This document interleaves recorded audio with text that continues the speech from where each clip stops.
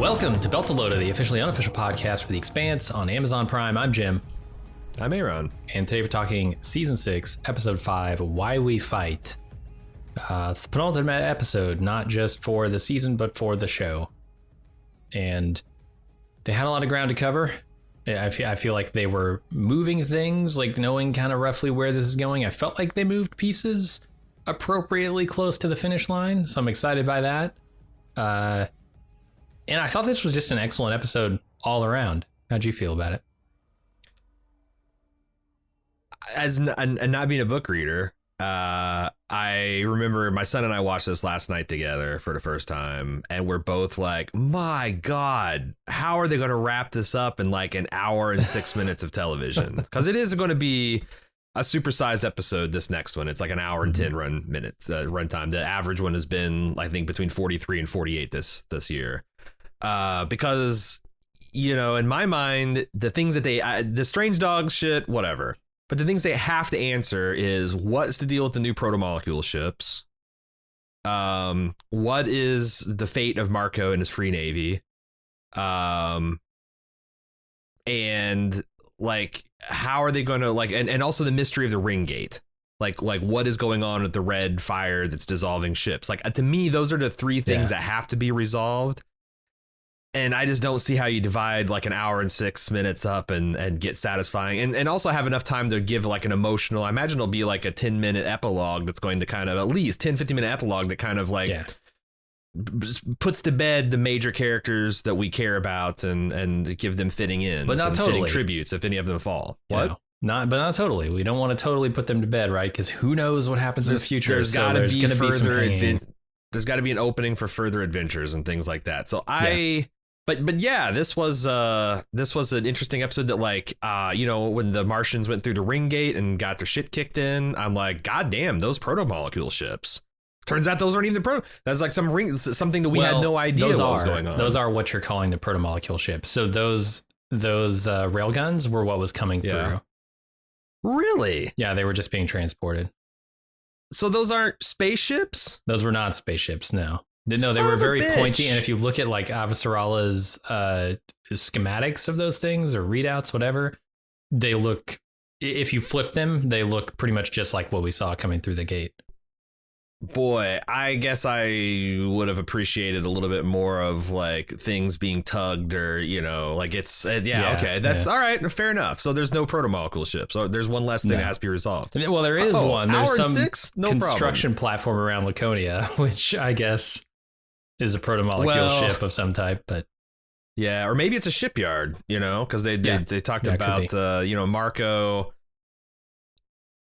I mean, that was an interesting thing that I thought from the episode too, that scene with him and Renfield where she's like, look, it doesn't matter what happens in this system, you control the ring gate now and you have access to it's just inevitable that you've got access to 1,300 systems, count like all the material you'd need, all the like, and I thought it's like, God, I don't know how you defeat this, but no, I thought it was excellent because like I thought all of the emotional stakes were correct, and you know, I thought I also for the first time I thought like, boy, what is people's that are not watching the X-Rays experience with this seasons, because like this episode I felt like built a lot on one or two of those things where it's like you probably picked it up, but like Avasarala injecting herself with stuff like what the hell, and then that drummer episode I thought was the drummer like lent a lot of context to this. And then I think you'll be fine if you haven't seen the X-Rays, but like that's for the first time I was like, ooh, wow, those X-Rays are a little bit more structural and integral to the storytelling than I thought, which is, I think, an argument for them mostly being put into the episodes. But yeah, I thought it's another confident episode because they really slow down. There's not a tremendous amount of action, hardly any, like other than the opening space battle, which is just a one-sided slaughter. Yeah. No, I thought I was surprised. I thought there would be balls to wall. I thought this would be kind of like a Game of Thrones season where like every episode is a big battle. But again, I know it's a short season. The episodes are not tremendously long, but like I can't find the holes where they're like shortchanging the storytelling or the character beats. At least as far as a non-book reader, I'm not seeing them. Yeah, it does feel a lot like the books. I remember at the end of book 6, things happen swiftly, and they're kind of preserving a surprise for you, right? So they can't really roll out like pieces of that. They need it kind of to happen all at once. And so I think that's why we haven't seen a lot more progress on some of these plot threads that we've had. But we get a little bit today, and I was happy for that. But what really got me in this episode is the emotional scenes, the scenes between Naomi and Drummer, the scene, honestly, between Filip and his crew captain, whoever the fuck that guy is. Tadeo, I think. Sure. The scenes of Avasarala wondering if she's doing the right thing for Earth. Like, there's so many good scenes, and this title of Why We Fight. Yeah, we'll see. There's not so much emotion there. It's more the sweet emotion that Aerosmith, I think, was singing about, perhaps. Yeah. But yeah, I thought all of it really came together, made an excellent episode, and I'm excited for next week to see how they wrap this up. And I'm not super worried because I've heard from a couple people. One guy in particular, Pete Peppers, is a YouTuber that I've kind of gotten friendly with on Twitter during our Foundation coverage. And he, unlike us, just binged as soon as he got to screeners, just binged the whole fucking thing, did like a 10-minute preview video. And I talked to him back and forth, and I'm like, I guess my best case scenario is this is like season 3. It ends with like an obvious question mark, but also a thoroughly satisfying conclusion of the 3-season arc that we've been on. And he said, that's exactly right. That's exactly how this is going to feel. So like, it has to. I was on record. I mean, you hear me a podcast 4 years ago that like I said, when Expanse was hanging in the brink, if they end at season 3, I won't be mad because I felt like I got a really good conclusion to the story. There's definitely more story here, but like, that's a question that just literally got raised by the last episode. So like, yeah, I want to see more, but like, I also don't like, geez, what happens to Jules Pierre? What happens to like all the, you know, what's going on? I understood the state of the universe as it was. And then season 4 kicked off an entire, so I'm feeling pretty good. I'm one of the ones that's 5 episodes in. I'm not feeling like this has been I've been through plenty of hurry up. We got a final season. Gun to your head, finish this thing. Like I've been through that Penny Dreadful. I've been through that with True Blood. I've been like, I imagine I could think of better shows if I thought about it. This does not feel like that. This does not feel like people who have had an ultimatum and like you're, you know, like I think this might have felt this way like if they canceled at season 5, but this does feel like by all accounts a good stopping point. So, and if you want more, it's there, right? You can go read the books. And I'm gonna. Yeah.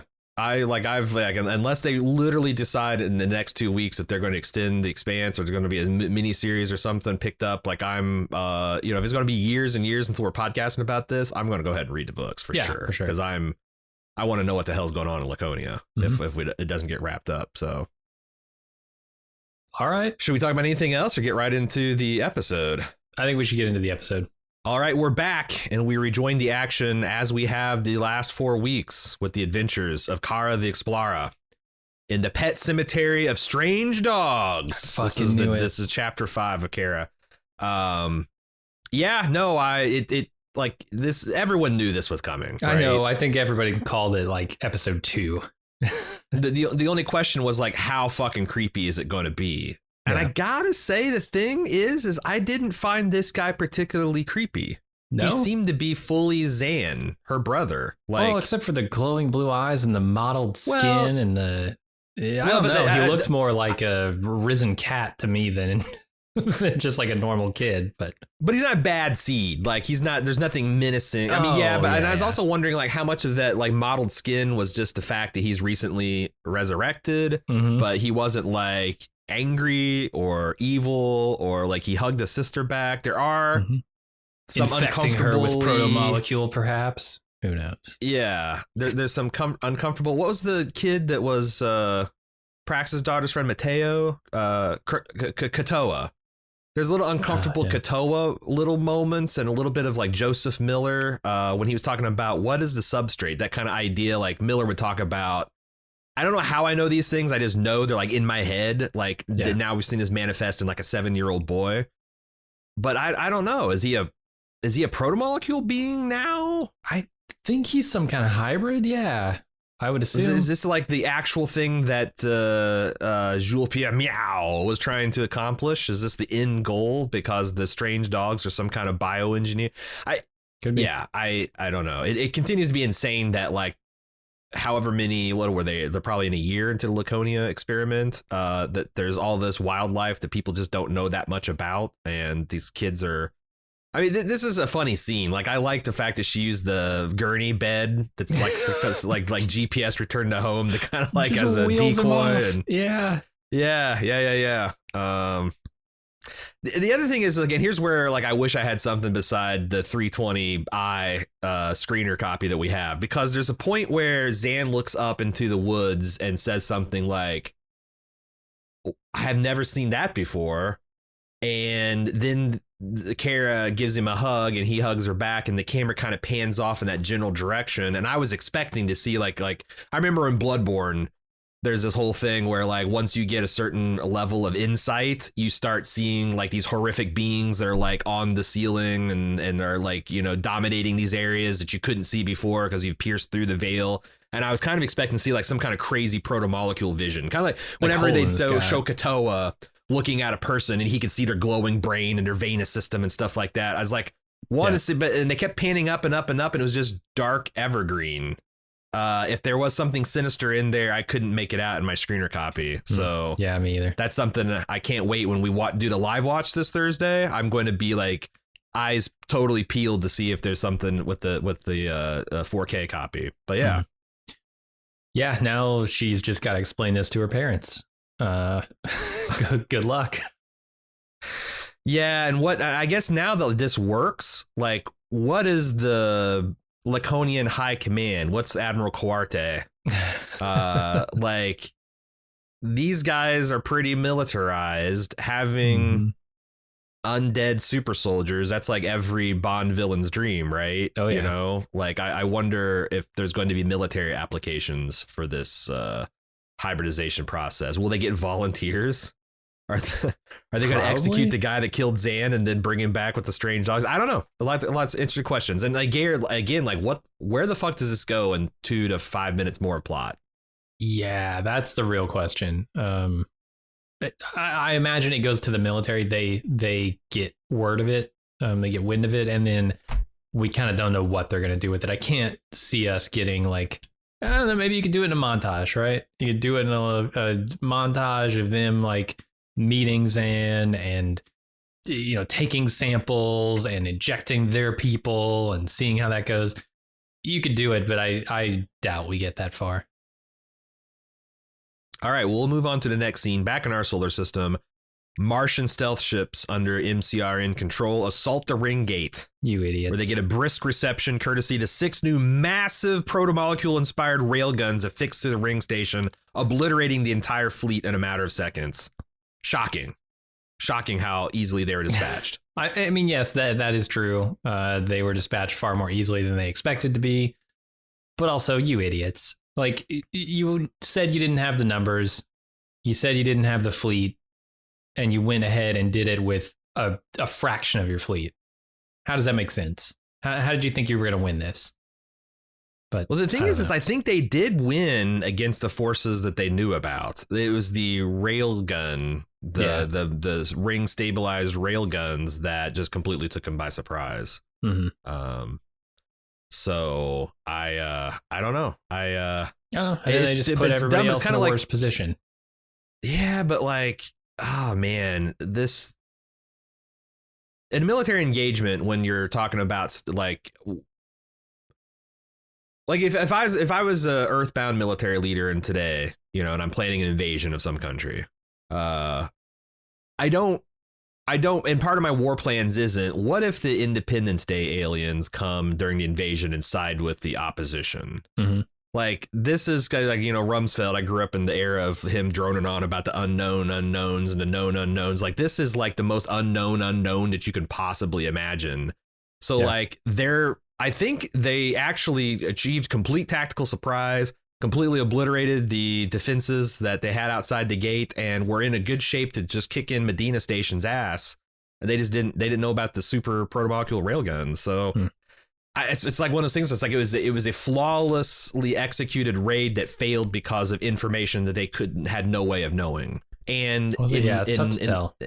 And do you wait? Do you wait until Marco gets the undisputed control of the ring gate, that gets his big fleet up there? I don't. It's hard to criticize the decisions because it doesn't seem like anyone has all the information and the technology to make good ones. And sitting on your hands while so many people are dying and suffering, oof, it's tough. Yeah, it's true. Back aboard the Pella, Renfield and Marco give updates on the repair status of their stricken ship, as well as the successful repulsion of the invaders from Mars. I love saying that, the invading Martians, which ends up calling for celebration. Yeah, and also there seems to be some unrest amongst the Belters, right? There is some rebellion going on. Iapetus is full on in rebellion. They've just abandoned the Free Navy totally at this point. And when we were talking about this, because like this is something I kind of looked into each of these stations as far as like what their what their whole deal is, you know, and that is like the third largest moon of Saturn, so it's very remote, very small, probably. I even think we talked about it being kind of like on the insignificant side, but Marco's like, hey, this is a chink in my armor and I can't afford to have one. I don't like this at all. I think this is one of the weakest scenes, simply because if Marco truly believes that, then what the hell is with his decision about Ceres? Like the biggest, the largest, the most prominent, most important population of Belters.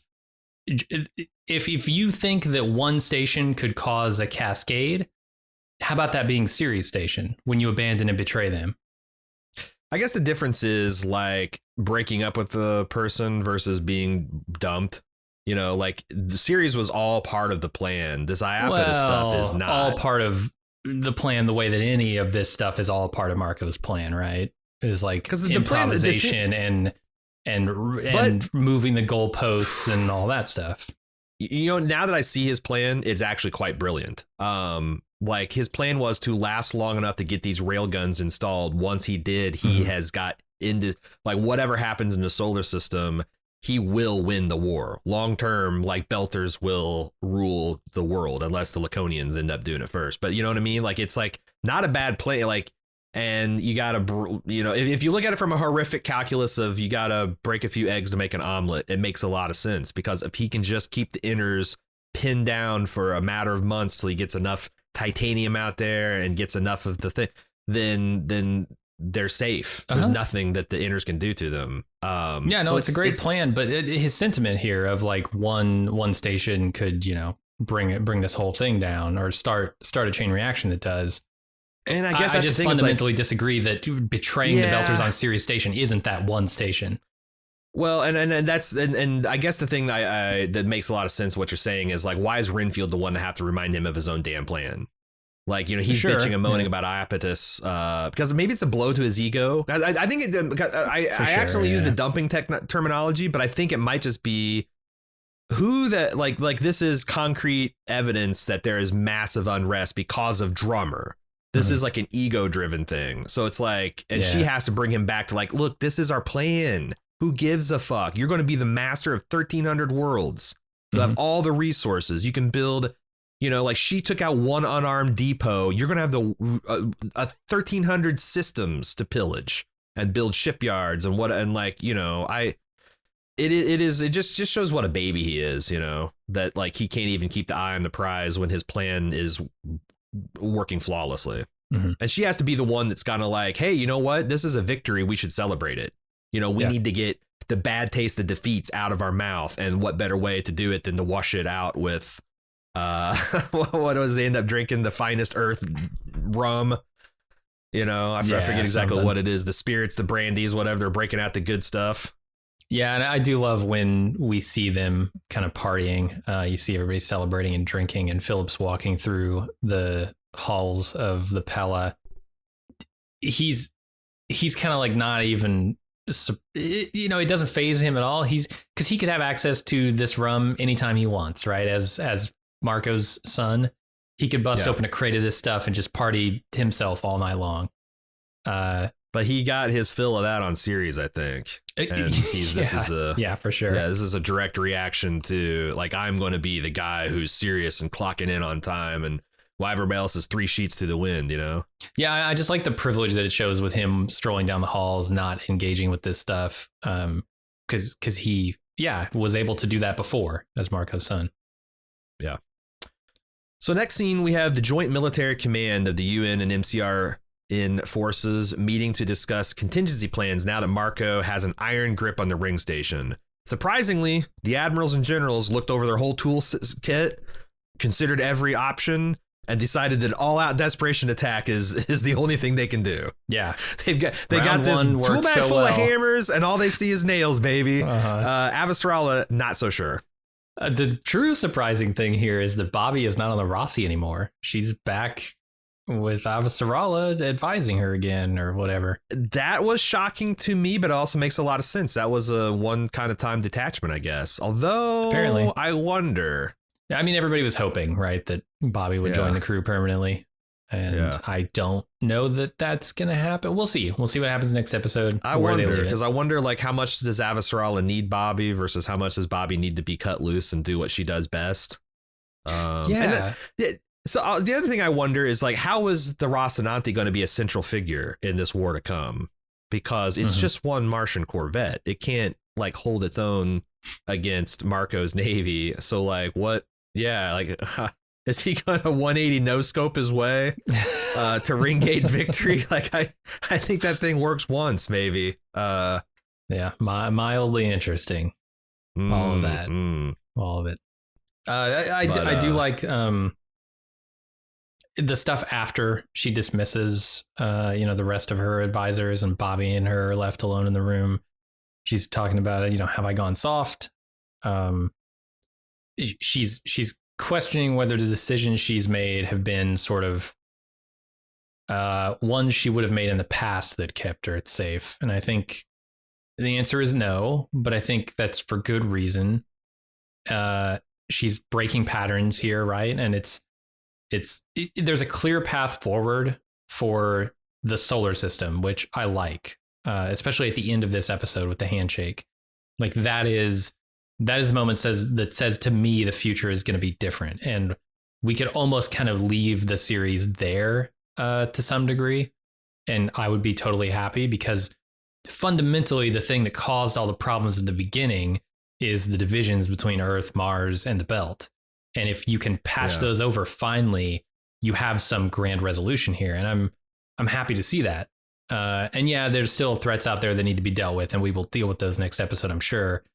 But I don't know. It felt very climactic in that moment. And all of this is like her questioning her decisions and asking Bobby for her input, and then sort of dismissing Bobby's input when she gives it, because Bobby is just a tool in search of a use.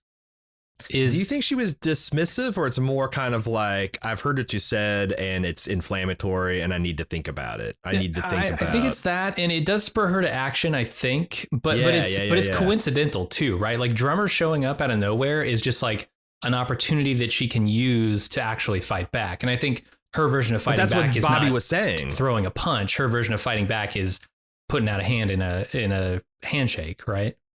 Yeah, but that's what Bobby's point is. Like, now's not the time to sulk. Now's the time to look for the next opportunity to fuck the enemy. And Drummer coming in. But Bobby would do that with a punch to the face. Bobby would do that with a railgun round. Avasarala sees, yes, okay, the sentiment is correct, but I need to use this. I need to do this in my 100%. Way.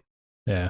And I think the point you're talking about, like the odds against, like the fact that she's like, are the odds in our favor for this attack? And the Admiral's like, well, no, and she dismissed him. I that's the thing, though. Like if it's, you never know in war, right? Like 2 episodes ago, James Holden defeated an enemy fleet that had a 3-1 numerical, 5-1 missile advantage. You just never fucking know. And these admirals know we got better ships, we got better training, we got probably more cohesive discipline. If we hit him with a big enough punch, and now we know the rail guns are there, we can, like, because they all they can see is like the other thing is like, what, we're just going to give up. We're just going to negotiate terms. We're going to do. That's the thing. It's like, if no other options exist, why not the all out attack? Why not like whatever forces we got left? Because who knows? And the advantage shifts to the enemy every day. So like, I'm not super against what the admirals are saying here. It's just more of like, I'm glad Avasarala has got the wisdom to, to maximize the opportunities that she has and has the allies that she's gathered over the last few seasons and made the changes, because season 1 Avasarala could not successfully prosecute this war. No, she wouldn't. She'd lose. No. Yeah, she needs Naomi specifically in this moment, which I think is interesting. With how not mistrustful of her she was at the end of season 4, but like, there were question marks, right? Or was it season 5? Oh yeah, yeah, for sure. Where they're all hanging out. And she's like, "Oh, can I trust Naomi?" Because she's a belter, right? Right. Yeah. There's just a lot of good stuff in these scenes. The UNN wants to reinforce Rocinante with new protomolecule-derived carbon silicate armor plating.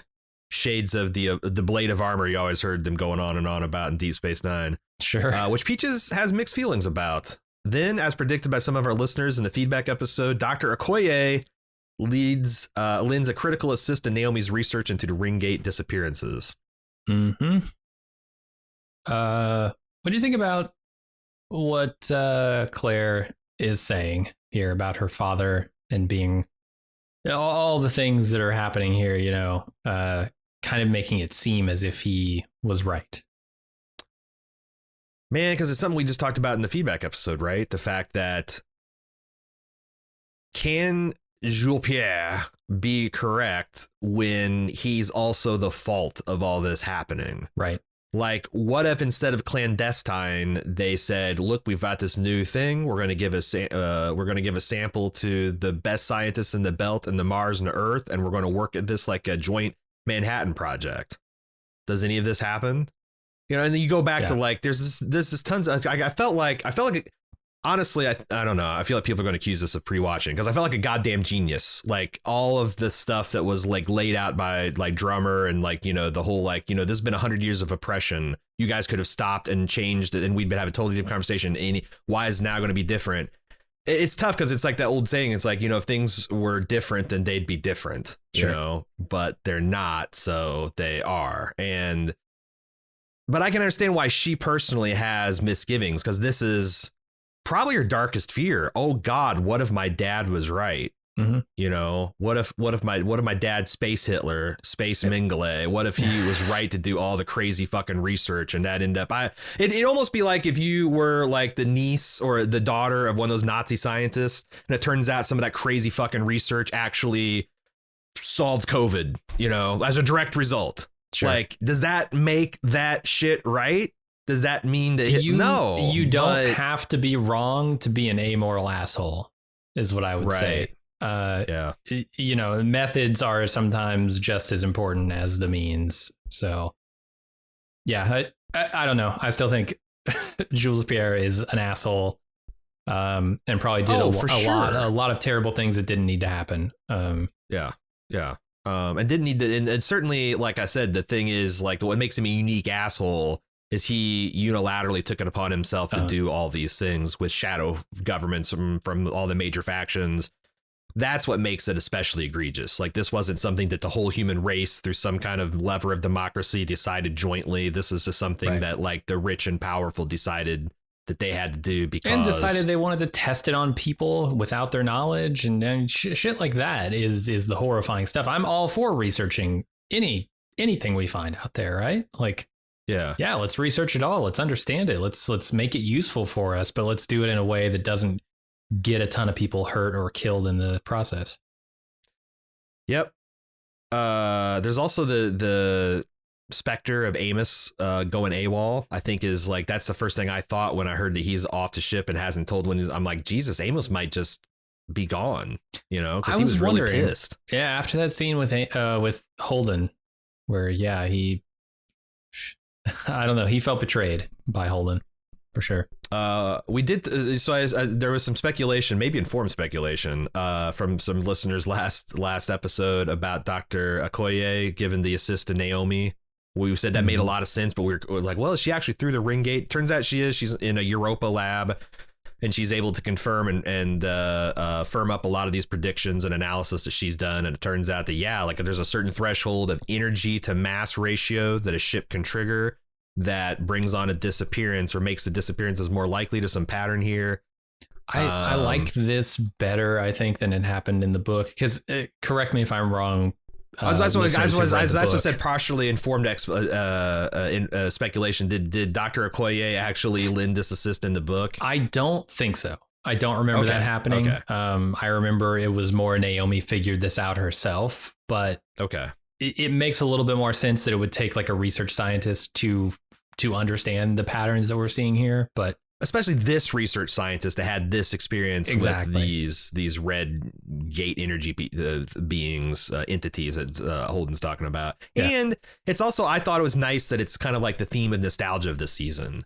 Like, hey, we brought back Prax, we brought back Dr. Okoye, like all the periphery characters from years before they're still alive and on the board.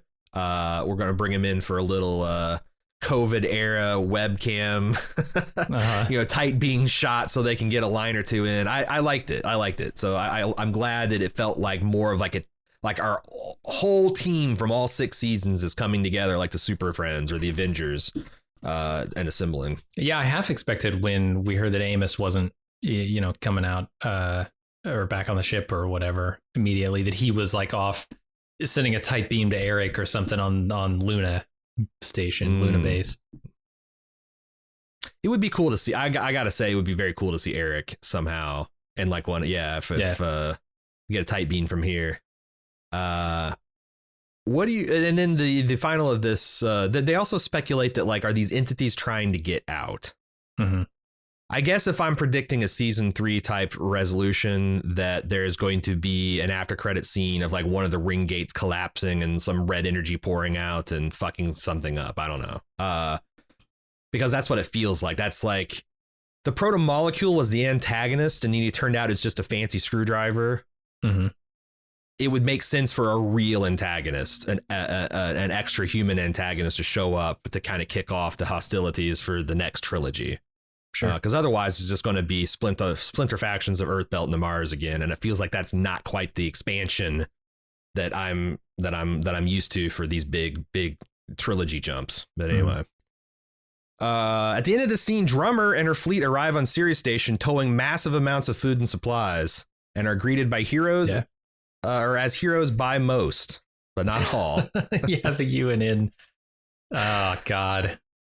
I love Avasarala come in like, get off the line, asshole. I need to talk to this lady.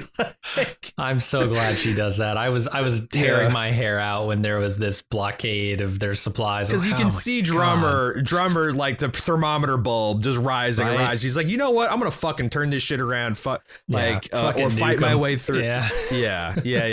Like, we got 3 torpedoes left, right? Yeah.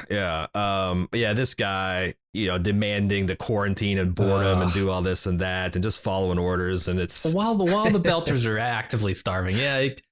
The only thing would have been better if like Avasarala literally, instead of cutting him off, she just literally flew in from the camera and like shoved him out and been, or Bobby throws him in and she's little manning him in the background while Avasarala's talking to him. But yeah, that guy needed to stand the fuck down. Yep.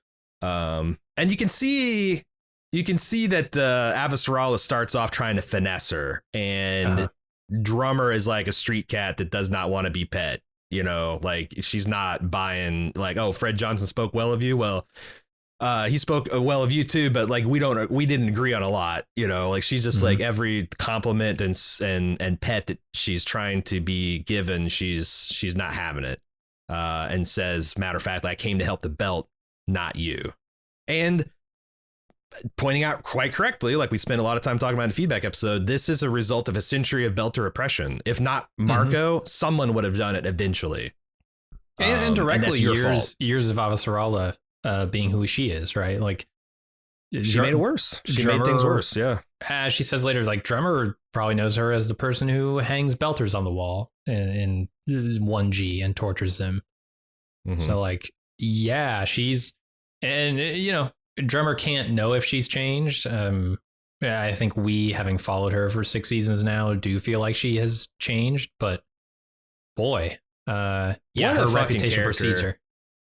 What a character evolution for Drummer in particular. Like every season has like beat and molded her into the shape that she needs to be the leader I think she's going to be in this season. Like,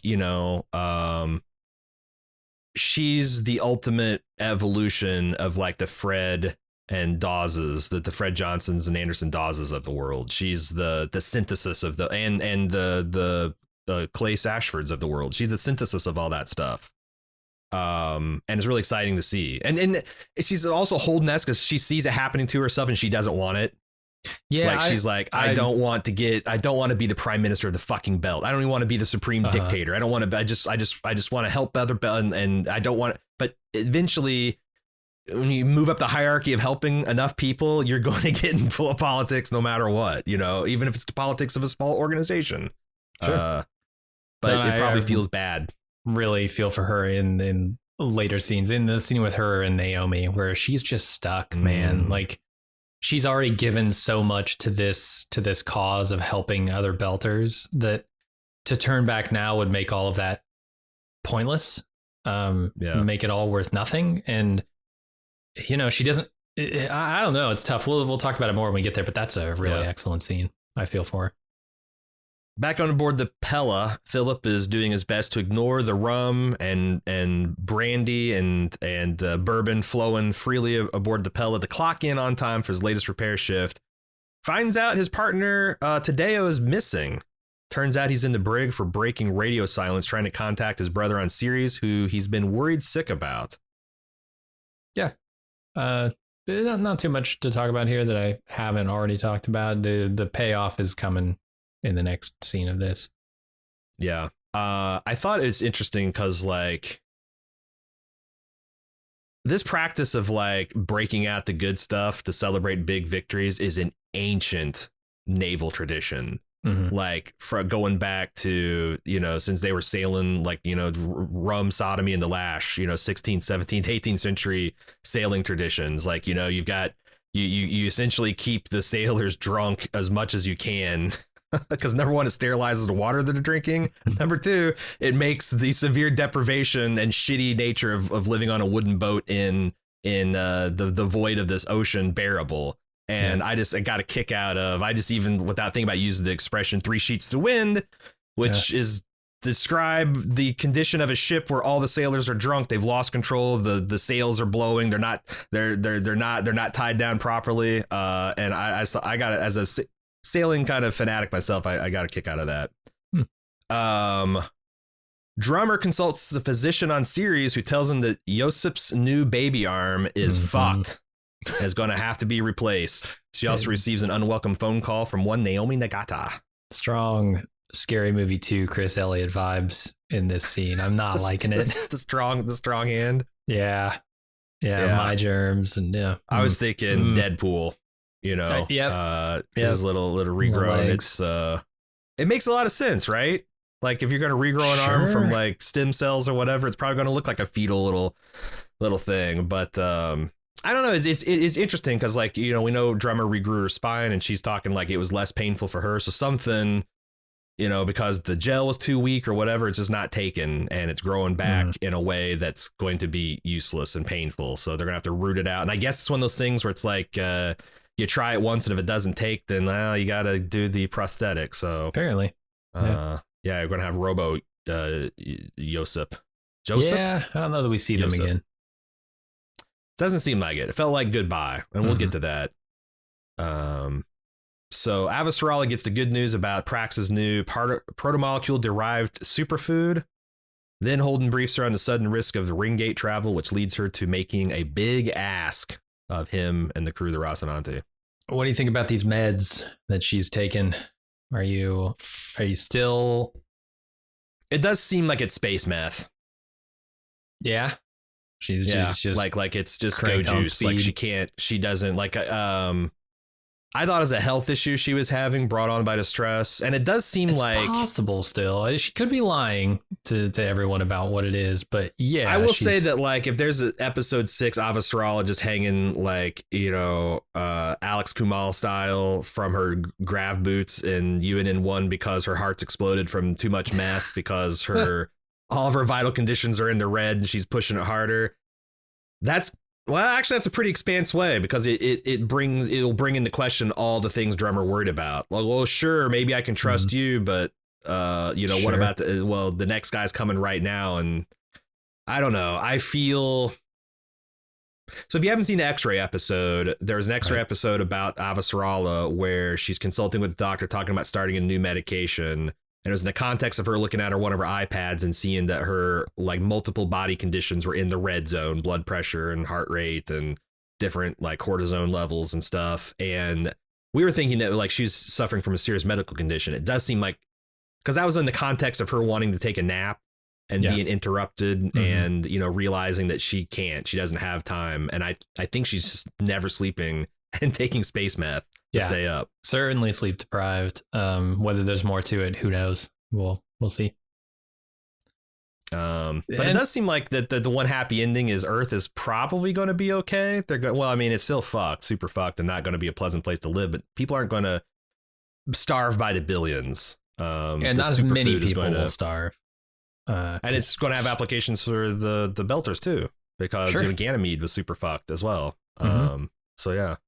I absolutely love when Holden comes in and starts telling her things. So this is directly after Bobby tells Avasarala that Holden disarmed the torpedo that could have killed Marco, right? She tells her that? Wait, who? No. Amos tells Bobby that. Amos tells Bobby that, yes. I don't think Avasarala finds out this episode. Okay. I could have sworn she found out this episode, which makes this scene doubly crazy. But okay, even if it doesn't, like he comes in here and he's like, I've got something more important than the war. And we need to warn Marco that the things he's doing could cause problems for him. And she's just loses her freaking mind. You are the most naive person I've ever met. You are truly one of a kind. Like as soon as he says, what do you think we should do? We should tell Marco, oh, James, just like, it's like she smelt a fart or something. She's just waving like, get out of my cat. Yeah. It's really funny. I'm with her. I think Holden is correct ultimately, as he always is, right, in his assessment that like, everybody should know everything for the greater good of everyone. But but the timing, man, the timing is not right. And she shows him why. So I would love if Avasarala starts doing. Do you remember that old spoof movie Airplane? Where there's the guy that's like, I picked the wrong day to quit smoking cigarettes. She's like, I picked the wrong day to quit sniffing space glue. I picked the wrong day to quit injecting space meth. Like every new fucking thing that happens, she's like getting thrown out the laser bong. She's she's doing whatever she can to keep going, man. Yeah. Holden. Oh my God. It kills me. There's also a nice send off with Monica here because she's like, this is so fucking grimly funny in 21st century America that she has this thing that's resonating with people, this lazy earther segment that we saw filmed, but also the guy who's the lazy earther guy is getting death threats because he's being used for he's the inner's special pet number 2. Like there's no unmitigated good sentiment that you can air today that won't get a sizable fraction of the population angry with you. Sure. And this feels like exactly the same kind of thing where it's like this guy came out and just like, can't we all get along? Fuck you. Like that's you should die. We're going to space. That's what happens. Yeah. So yeah, she and then Avasarala coming to grips with who she was and how keeping Earth safe has put it in the greatest, not just Earth, but the entire human race in its greatest jeopardy ever. Like what a crushing realization that must be for someone like Avasarala. And she's lost so much. Her son, Blajun, maybe that's a net positive, but she's gone through a lot of pain and paid a premium of these prices, and irony of her situation is not lost on her. Great character. turns out, Jim, Amos on Siri is having a bad case of the shore leave, and Bobby hosts an intervention of sorts. Will Amos drag her down into the shore leave, or will she help him rise above? Some seriously bad bedhead going on there. Amos, Jesus. The glitter beard. Yeah. I can't wait to see this in 4K. Because I didn't see the lipstick. I saw the neck scratches. I saw the beard glitter, and him just kind of staggering into the bar and seeing Bobby there. And she's like, "You just drinking and fucking?" He's like, "Till they run out of one or the other." It's great. Yeah. And I like how Bobby is able to sort of talk him down from, making I don't even know if it's a rash decision here. It maybe is warranted in the situation. But then, she tells him like, look, the only reason we fight ultimately is because we're fighting alongside the people we love. Which is exactly what Drummer's gonna hear from Naomi later, right? That brings her around. So I think there's a very good theme of why we fight in this episode. I understand why they called it that. Yeah, this is something, if you've ever like read military memoirs or seen movies like, Saving Private Ryan, Band of Brothers, Black Hawk Down, multi-generations of soldiers, you might sign up and enlist for various causes or whatever. But when you're, like she says, in the shit, it's just about the people beside you watching each other's back, hoping to survive the next day. Yeah. And Amos realizing what a complete shit he would feel like if he reads like some blotter item while he's fucking and drinking his life away that the Rocinani's been killed in action. Right. And like, what if I was like, that's the thing that like crystallizes in his mind. Like, shit, you're right. I need to get back to Rocinante. But first, the brothel. one last round into brothels, and he invites Bobby, and Bobby does not turn him down flat. And she's like, do you want me to go to partake of the brothel or partake of you? And he's like, yeah, whatever. Which I feel like is Amos to a T, right? Like it rings true of like all the illest stuff that happened with him and that UN, or not even UN. It was just some mercenary corporation. I don't know. I think Bobby's always been a little flirty, horny. Like whether it's wanting to wage a war on Alex's gut or seeing what Amos's little man is capable of.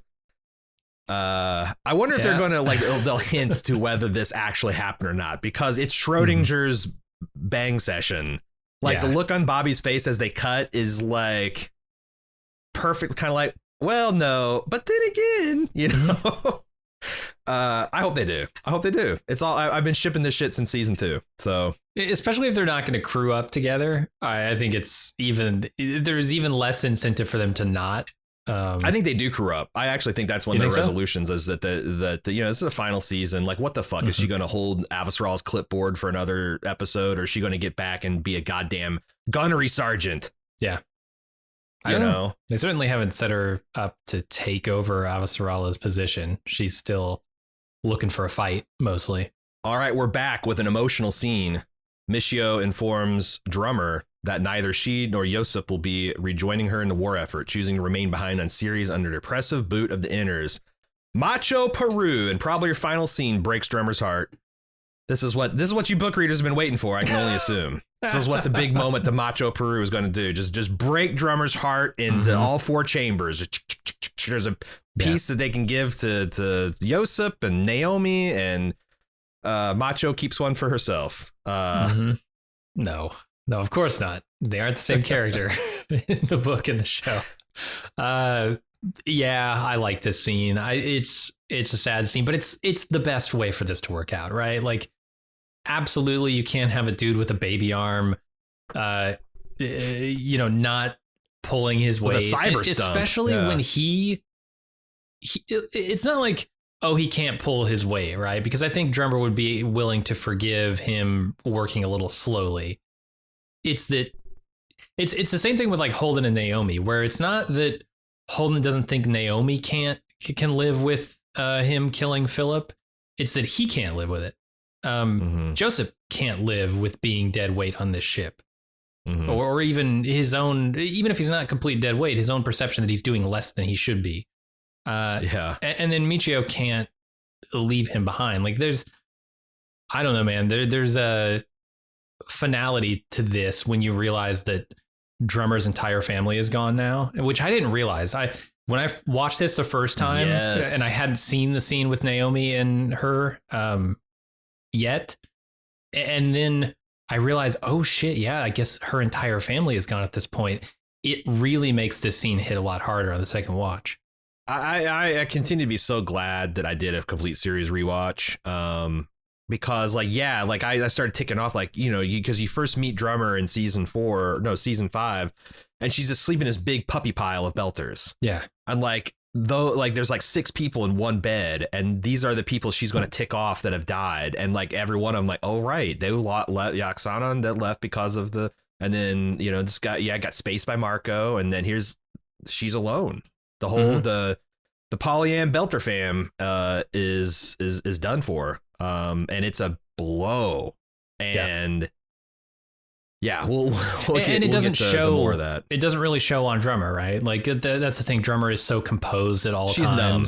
And she's just numb at this point. She is, yeah. And that really shows in the Naomi scene too.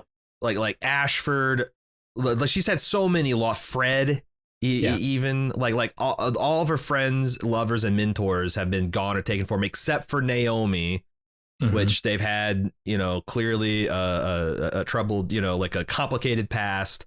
And she's the ghost that shows up at this kind of low point. But I thought it was a great line when she's on her way out. She's like, I never loved you because you were fighters. So something she's saying to Macho in particular.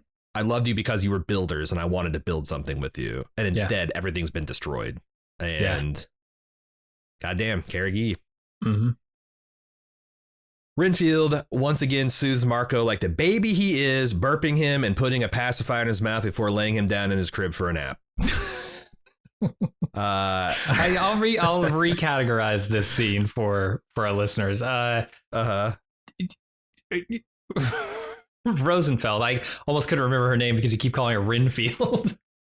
I'm so fucked. You put a gun in my head. I couldn't tell you which of the 3 things I've been calling her. Rosenfeld properly assesses that it is not just the turning of the war that has Marco down, but it's also the relationship he's having with his son, and uses Filip's performance, his speech in The Mess, to bolster Marco's confidence in both himself and his son. That's what I saw happening here. Where did he get that fire? And Marco is kind of impressed, which I'm still on the theory that there's going to be a sudden and inevitable betrayal of Filip, of Marco by Filip. Because boy, they keep building those blocks. They keep laying that fucking track. And this is going to be the thing where simultaneously as Filip is you know what, fuck my father for doing this to me, doing this to the belt, doing this to Marco is going to be fully trusted in his son. So he's going to be at that position where he can do it. It feels right. And it also will retroactively make James Holden look like a fucking genius for sparing him. Sure. Mildly interesting. Yeah. And these things dovetail together just so you can see the divergence of the track. Filip receives word from Ceres that Tadeo's brother has been slain, which causes a crisis of faith in both of them. I found this pretty emotionally effective just because I think the kid who's playing Filip is terrific. Dude, and so is the dude playing Tadeo. Both of these guys are nailing these roles. Because you can see Filip comes in with a Marco, he's trying to do that thing where when he gave the message to his friend's family that he killed. He's trying to be the military officer, and he's standing stiffly at attention, and he's just mad, hey, I regret to inform you, your brother died. And he's saying, and then what was unexpected, and this makes so much sense. All the scenes we've seen with this guy, why is he so obsessed with this? Because it's the dock worker, and the dock's got Tadeo. Tadeo instantly realizes that this is ultimately his fault in a very real way, in a complete rejection of all of Marco's bullshit. Or Marco never takes personal responsibility. It's always for a greater good. It's always where today's and honestly, that dock would have been bombed regardless. But Tadeo wouldn't have been responsible for it if he had said no. And you can see the look on because Filip's no, it's the inners, no, it's my fault. I'm the one that planted charges. I believed them when they said it was going to be just inners, and it's just and just falling apart. And like, I felt like Filip is hugging himself as much as he's hugging Tadeo, because he's just realizing like the scales are just falling off of his eyes. Like, this isn't just like, well, I've left the Belters or the inners a problem to deal with. He slaughtered Belters. Primarily Belters suffered over the inners. It's a really impressive scene from him. It is, absolutely. I felt it. And it is surprising to me that they got there with a character that we met, 2 episodes ago. And they brought this around in that amount of time. It speaks to, how quickly things are moving in this season, even if I'm not sure I realize it in the moment, but scenes like this really reinforce it to me. Like, boy, we are moving through this stuff really fast, and it doesn't feel like anything is getting shortchanged. Like, this scene proves it. And there's such good storytellers, because again, like, it's just like Tadeo just being obsessed with the news and like, like a word about, like, there's so many layers to that storytelling. Yeah. And then they get to this point where the guy just like,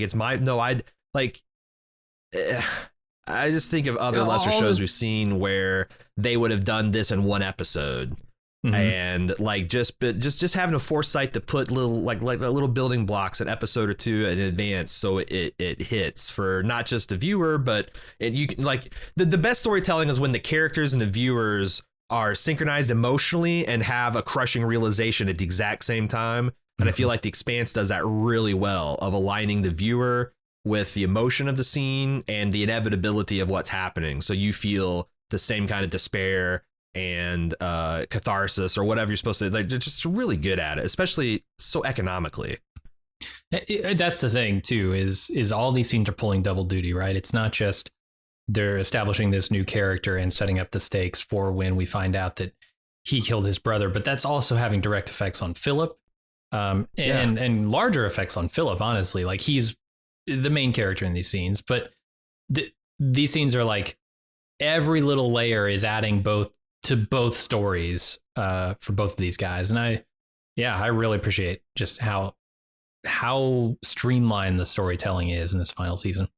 It reminded me of what we were talking about before the Christmas break when we did our Jurassic Park review, that like how, and this goes back to also our recent Jaws retrospective, where like Steven Spielberg is just a master at every scene doing 2 or 3 things. Like, he's introducing a character, but he's also telling you something fundamental about dinosaur DNA or the nature of the paleo. Like everything is doing at least 3 different things and setting up additional scenes. And that's what you got to do if you're adapting a huge, dense Michael Crichton novel or a giant Dan and Ty, sci-fi magnum opus in 6. You've got to do that. And like, they took a plot line, which is just Filip got a demotion. He's on the outs with his dad, and did 3 other things with it that are now like, it's how you fit 90 minutes of storytelling in 45 minutes each week. And it's so good. This show is so criminally underappreciated for sure.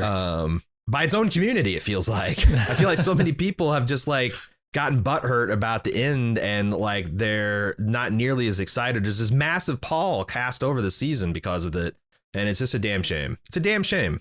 Yeah. Drummer is able to bypass a UNN security checkpoint to getting back to the docks, leading her to be called the Inner's favorite pet.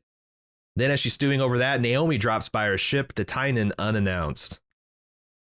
This is an apex scene. It is. Apex emotional predator of a scene. Mm-hmm. Yeah, it's a shitty way for Naomi to come back to Drummer. Not ideal. Not the way I would have liked to see them get back together. But it has to be done for the greater good, right? And it's almost surprising that it works. Like, if all the pieces don't come together just the way they do, and that's the other thing I love about the storytelling here, is it's very intricate. It's not just that it's, every scene's pulling double duty, but the pieces that are moving all need to click together in a certain way. And of course, they're able to do that because they're writing the story and they can make any piece click wherever they want. But it feels right when it happens. Like Naomi coming back, being forced to come back for the greater good, to talk to her friend who she's kind of been on the outs with at the moment where her family is just gone. And now she has to give her a reason to continue and a reason to almost betray herself in a weird way. It's crazy good, man. I love this scene. And the thing is like this, we're talking about the loaded and the multi-dimensional storytelling is it hit me really hard when Drummer made the realization at the same time I did that Naomi wasn't, because I thought they're just like, it's been a while since, they had that short episode. They need to pay that off. But the fact that Naomi was there, not because she cared about Drummer, not because she wanted to make amends, not because she wanted to apologize, but because she needed to ask for her to embrace Avasarala. She's doing a favor for James Holden in this moment. And you got to remember, like, there's a line in here where Drummer says, some of us have lost more than others. And if you look around Naomi, the devastation that you see around Drummer just isn't there. It's not there. Like, oh no, she hasn't truly lost Filip. Like, yeah, she lost Alex. Alex she's lost is her son to a one. cause, but not lost him. Yeah. But not lost him in the way that she lost Serge, right? Like, not finally. Yeah. Drummer has lost multiple things in the ways that Naomi has not. And I feel like her coming back and asking her to give more is just such a slap in the face. But what's great is like Drummer doesn't do the like suck it up and be like, but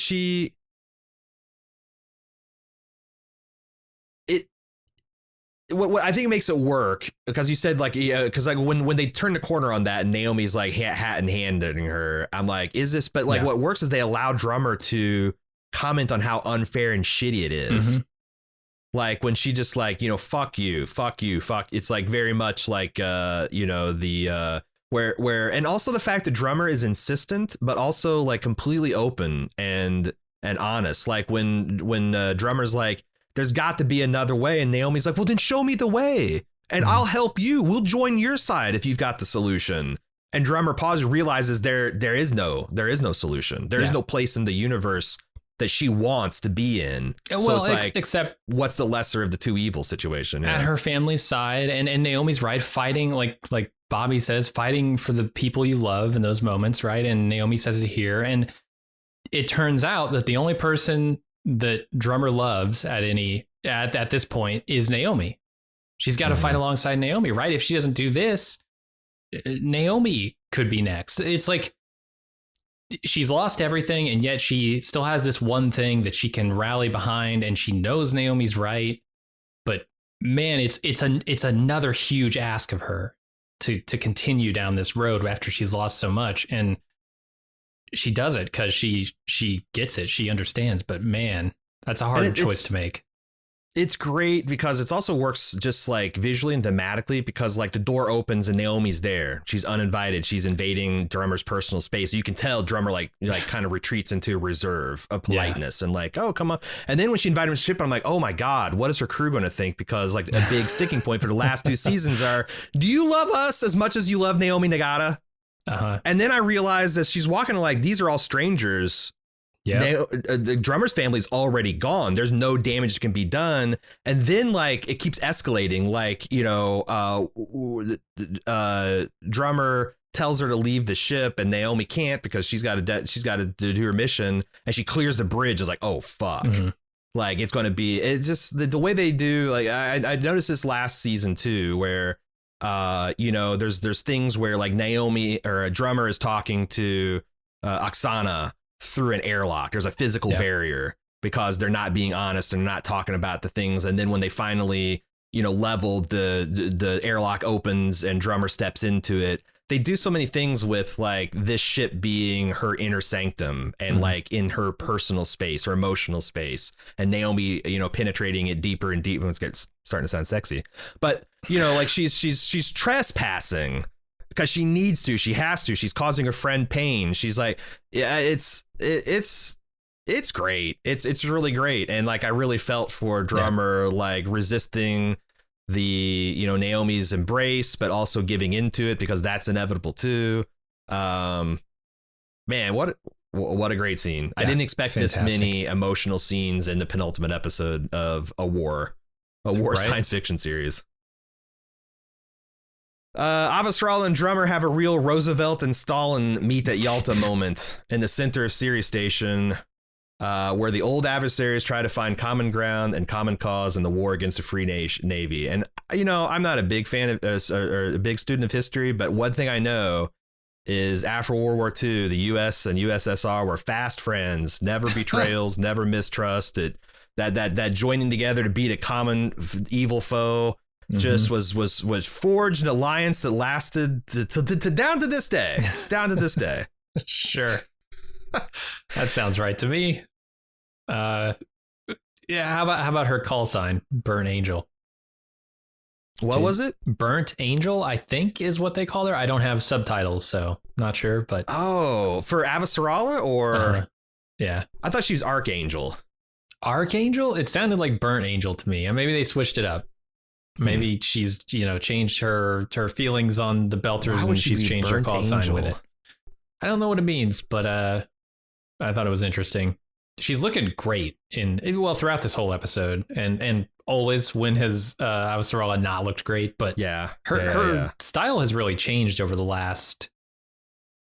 I only really noticed it this season, but she's wearing a lot fewer saris and she's wearing a lot more like suits or like darker overcoats, darker tones. Yeah. And it looks fantastic on her. I love this like leather trench coat, asymmetrical, like I don't know, almost torn looking dress, like a cave person kind of dress.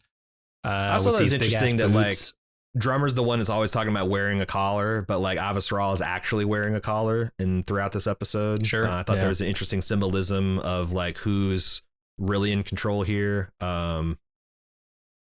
I thought it was it because like, it's an interesting moment because Avasarala correctly deduced that Drummer was not going to come see her on UNN1.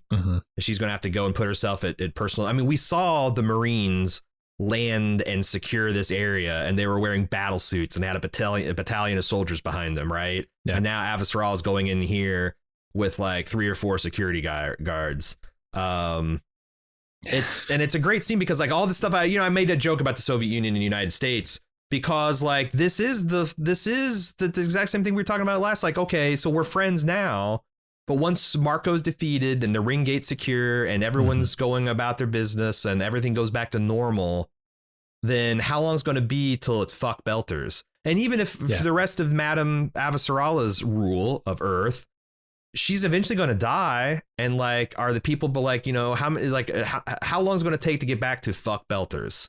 Yeah. Is poor man's Paul Giamatti going to step in there and fuck things up? What's going to happen? Okay. Yeah. Or Major, whoever the hell this guy is. I don't know his name. And there's it makes all logical sense. You hate Marco. I hate Marco. I don't have enough ships. You don't have enough ships.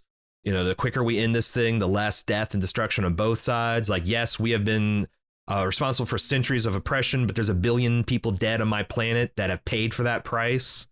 Like, and it's interesting because this show seems to be like, as I mentioned in it's my political theory that like anytime there's a generational dispute, the stronger party is going to be the one that has to take a punch. And I feel like Avasarala has embodied that. Like as soon as Earth got attacked, what did Earth want to do? Nothing more than to lash out and just destroy the Belters, destroy their stations, nuke series, all that stuff. But Avasarala is like, well, what is that going to get us? And like, yeah, she is trying to absorb the punches. She's trying to absorb the jabs, the needling, the attacks, and just keep it like, well, this is what kind of in a much more abrupt version that Naomi was doing. But like, this is what we have to do. There's no other solution. It's the thing that makes the most sense. And you might not like, all I can do is give you my word and hope that this does forge a lasting peace and trust and alliance. And I don't know. I mean, change has to start somewhere. Unless you think like Marco does, where some grandiose display, some wild swing is just going to totally obliterate the other party. you have to start somewhere with change. Yep. And that's what I think is so significant about this, right? It's two of Prax's, or Claire, I forget who says it, two of those good people coming together to do the right thing. And it is the tiniest of things here. This is not going to fix hundreds of years of oppression. This is not going to fix it overnight. This is not going to fix it maybe in the next 100 years. But if you don't start here, you're not going to change anything. You've got to start somewhere. And that's why I like this scene. It's going to guarantee more of the same, which, has led to the death of billions. So. And I love that this is Avasarala fighting back, right? When Bobby says, I just want to get out there and I want to stop, shoegazing, and I want to fight back. Or soul gazing, whatever she says. And I want to fight back. This is Avasarala doing it. It's just Avasarala doing it in the way that actually can work. The way that not just fights back, militarily and maybe beats the enemy into submission, but changes the status quo. This has the potential to change everything between the belt and the inners. Yeah. Yeah, and there's this they quoted A Song of Ice and Fire, the unbent, unbowed, unbroken. They also came perilously close to J.R.R. Tolkien's, Legolas and Gimli. Did you ever think that you'd be fighting alongside an elf? What about a friend? But that's the thing, is like, that's not Avasarala and Drummer, but sure. And, they had their kind of Legolas and Gimli moment as well. And it seems like they kind of pan out. This is the last scene of the episode. They kind of pan out to show the greater Sirius station. And I was picking out in the crowd, UNN officers and MCRN officers and Belter civilians. And everyone seems to kind of be murmuring their assent. Like, between the Lucky Earther, between Marco showing his ass, between Earth and Mars standing there and helping them, even though it is against their best interest. Like, all the things that Avasarala has resisted doing in the last season and a half has now built to where she has this moment. Because that's the thing. Imagine if Earth had nuked fucking Sirius. Like, Drummer would be like, get fucked, get perma-fucked, get mega-fucked. There would be this opportunity wouldn't even exist. Like, there's so many doors Avasarala could have walked through in the last two seasons that she didn't, to allow her to credibly be like, I am no longer the person that tortures Belters on gravity hooks. I feel like a real asshole for that. And that's not enough. Like, it's like, again, like, in a probably fair world, Avasarala should be punished for that kind of shit. Maybe she has, but the death of her husband and the loss of like 1/10 of Earth's population under her watch. But, it's an imperfect world. And at some point people have to trust, and people have to rise above the provocations and the atrocities. And I think the appropriate side's doing it. Earth. Yeah, Earth and this Mars isn't are the ones coming to the table. This is not like, the solution to all the problems, and it's not going to change things overnight. And I'm sure there are still Belters who live on Sirius Station who probably still think, fuck Drummer, fuck Avasarala. The station administrator. What a traitor. She's making, all those people are still exist, even though Drummer came in and essentially like is the de facto leader of Sirius right now, right? Like, most of the Belters probably appreciate what she did, bringing the supplies in and just handing them over to her or to the station. But there are always going to be other people. Reasonable. I would put the station administrator of Sirius. They have established themselves in the exact same thing that Drummer said. Like, I don't serve Marco. I serve the people of the belt. Yeah. And they catch Drummer in 4K on their data pad, being the lapdog of the inners, So like, you can tell probably, like there's probably a big war in the hearts and minds of Belters. Like, what do we think about Drummer? She came and saved us, but she's also helping and it's even on Sirius Station is the crazy thing to me, right? Like, that will happen. You'll have the hero come in and save your ass, save your life, and you'll still hate them. Like, it's not a guaranteed win for everyone on Sirius, but well, nobody wants to be saved. They want to, sometimes they need it, but almost no one wants it. Sure. Anyway, It's a great episode. I still am like, even with all the assurances I've heard from people that have seen it, it's still hard to believe they're gonna stick this landing in another hour of television. But if I'm gonna bet on anybody, it's gonna be this crew, because they've done just a terrific job of adapting these novels. It might be my new favorite adaptation, because like Lord of the Rings has been my previous standard bearer, maybe got the Godfather films, but like this has been a true adaptation. Like the books and the show differ markedly, but yet feel so consistently in terms of tone and their characters and all that, that like, you know, you could like, if you're done with season 3, you could pick up book 4 and start reading, and like these characters, even though they've had different lives and different adventures, they still feel the same. Or contrasting, you could read the books up to up to book 3 and then jump in on the series and book, and it's so seamless, even though so many things have happened differently. It's just such a great adaptation of one medium to another. It might be my new favorite. But, and that's why I'm not overly sad about it ending, if it does in fact end after season 6 permanently. Because I know we have 3 more books, and I can just jump right into those, you know. I don't feel like you won't miss a beat, fundamentally change anything by jumping into the books right after this. And of course, you know, and that's the thing, it's like I flatter myself to think I got 45 more years ahead of me. I wouldn't be surprised if we get an Expanse at some point, you know, and I'll be just as excited as a 70-year-old as I would be as a 45-year-old to rejoin my old friends, James Holden, Naomi Nagata, Amos Burton. Yeah, think of all those Star Trek fans. Because Alex still kicking around the books too, you know? Oh yeah, no, that's true. That's true. He's still alive in the books. Yeah, it's going to be wild, because as soon as this series is done, I'm going to read book 6, and it's going to be interesting to see Alex still alive. That'll be the first kind of like real, like, oh my God, cognitive dissonance that the show has created in the adaptation. And that's something that was forced on them. That's not something they made a call themselves. True. So that's what we think about this penultimate episode. We want to hear what you think. Expanse@baldmove.com is where you can send that. We will have a feedback episode out early next week to get you all set up for the the finale episode. And don't forget, you're cordially invited to watch the show live with us as it premieres on twitch.tv/baldmove at 7 p.m. Eastern. We're going to gather at, again, twitch.tv/baldmove and live watch the episode start to finish. Yeah, it's Thursday night. If you already have the Amazon Prime subscription, all you need is a free Twitch account. It takes about 30 seconds to link those two together, and bam, you can watch it along with us and the rest of the Bald Move community. We'd be delighted to have you.